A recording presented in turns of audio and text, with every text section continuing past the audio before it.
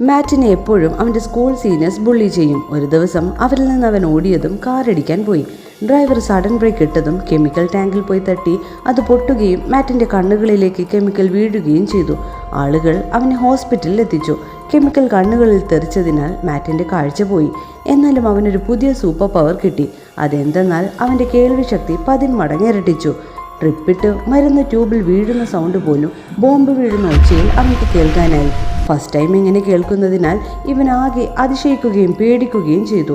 ചെറിയ ചെറിയ സൗണ്ട് പോലും സൂപ്പറായി അവന് കേൾക്കാൻ സാധിച്ചു. മാറ്റിൻ്റെ അച്ഛൻ വന്ന് അവനോട് കാഴ്ച പോയി എന്ന് പറയുന്നു. എന്നാൽ ഡോക്ടർ അത് അച്ഛനോട് പറയുന്നത് പോലും ഇവൻ കേട്ടു.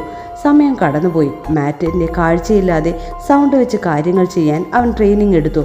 ബോക്സിങ്ങിൽ പ്രാക്ടീസ് ചെയ്തു എക്സ്പേർട്ടായി. പിന്നീട് സീനിയേഴ്സ് ബുള്ളി ചെയ്യുന്ന സമയം മാറ്റ് അവരെ ഇടിച്ച് ശരിയാക്കി.